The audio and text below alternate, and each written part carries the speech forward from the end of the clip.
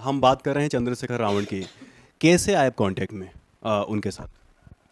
देखिए, उसको मैं कई बार कई चैनल्स से बता चुकी हूँ कि वो बहुत बड़ा एक बोल सकते हैं कि एक लाइफ का मेरा डिज़ास्टर ही रहा। और 2021 में जो एक सोशल वर्क का जो जुनून था, जो इंडिया से ही था ऑलरेडी। यहाँ भी मैं एक बस्ती में रहती हूँ, आप देख रहे हो मेरा घर है, आसपास का माहौल आप देख चुके हो। तो यहाँ भी मैं लोगों की मदद करती थी, तो वो मेरे अंदर कहीं न कहीं था कि मुझे कम्युनिटी के लिए कुछ करना है, अच्छा करना है, स्पेशली दलित कम्युनिटी के लिए, गरीबों के लिए, महिलाओं के लिए।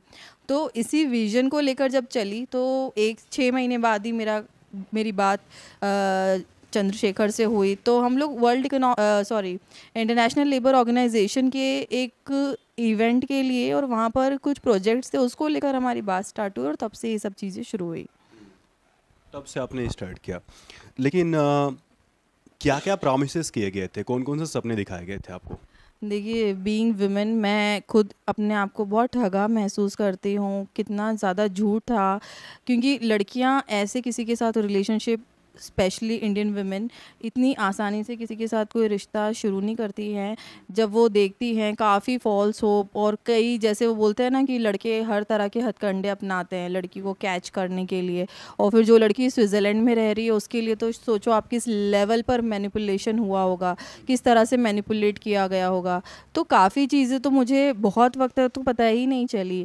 तो एक कॉमन लड़की की तरह, जैसे अब मैंने कभी स्कूल टाइम में, कॉलेज टाइम में, इवन एमबीए तक कभी कोई बॉयफ्रेंड नहीं बनाया मैंने।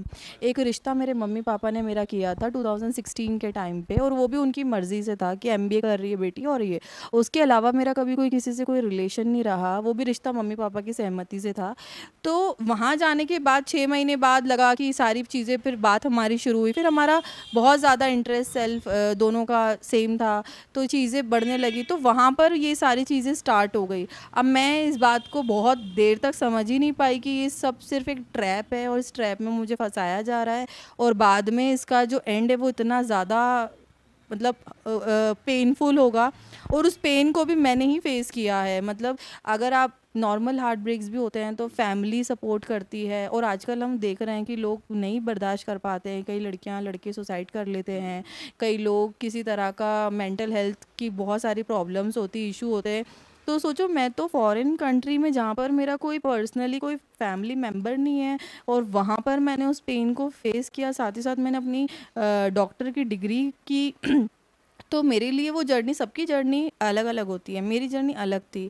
तो ये सारी चीज़ें फेस करने के बाद आज अगर मैं बोलती हूँ तो लोगों को लगता है कि वो क्यों बोल रही है। मतलब लड़की से सब एक्सपेक्ट करते हैं कि वो सहती रहे, मतलब वो बोले ना, चाहे वो घर की बहू हो, बेटी हो, माँ हो, अगर वो सह रही है तब तक सबको अच्छी लग रही है, संस्कारी का टैग लगा दिया। और जहाँ उसने विरोध में बोलना शुरू किया तो उसको चरित्रहीन और ऐसे शब्दों का उपयोग करना शुरू करते हैं।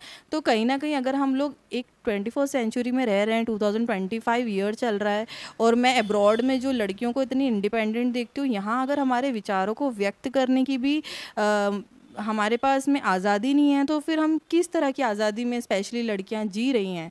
तो मैं इस सोच के साथ इस लड़ाई में उतरी हूँ कि एटलीस्ट लड़कियों को बोलने का अधिकार होना चाहिए। जो पेन मैंने फेस किया है, जो फील किया है, मुझे उसके लिए बोलना है। मुझे आप ये बताइए कि जिसे कहा जाता है कि चूंकि वो एक नेता बन गए, मेंबर ऑफ पार्लियामेंट बन गए, इसके इसके बाद आप बोलने लगी। क्या मान लीजिए कि आपके साथ यही होता, अगर आप मेंबर ऑफ पार्लियामेंट नहीं बनते फिर भी आप बोलती? देखिए, पहली चीज़ तो ये बोलना कि वो एमपी बने उसके बाद बोल रही हैं, बिल्कुल गलत है। मैंने उनके बनने के 6 महीने पहले 2023 में 9 दिसंबर 2023 को मैंने फर्स्ट टाइम इस चीज़ का विरोध किया था, और वो मेरे ट्वीट बहुत वायरल हुए थे, मिलियंस में गए थे।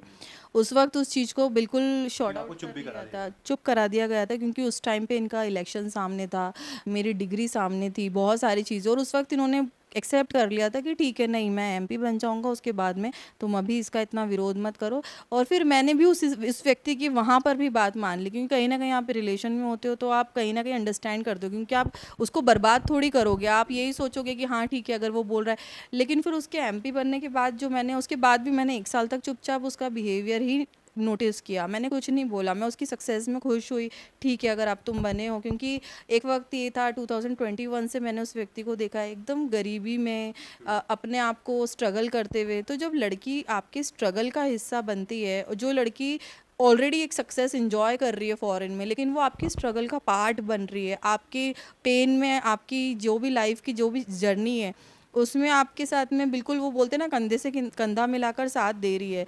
और आप उसको एक छोटी सी सक्सेस में उस लड़की की डिग्निटी वगैरह सारी चीज़ें ख़त्म करके आप उसको इस तरह का धोखा देते हो, तो ये चीज़ भी कहीं ना कहीं विमेन के लिए भी गलत है कि आप अगर कुछ नहीं बनते तो आपको लगता है कि हाँ अब रोहिणी बेस्ट है, सक्सेसफुल है, तो वहाँ पर मैं रहूँ या वो मुझे संभाले। और आप सक्सेसफुल हो गए, आपने सोचा कि चलो एमपी बन गया हूँ तो अब मुझे क्या करना, तो ये चेंज भी और ये चीटिंग का जो कैरेक्टर है ये इसका भी विरोध करना इम्पोर्टेंट है।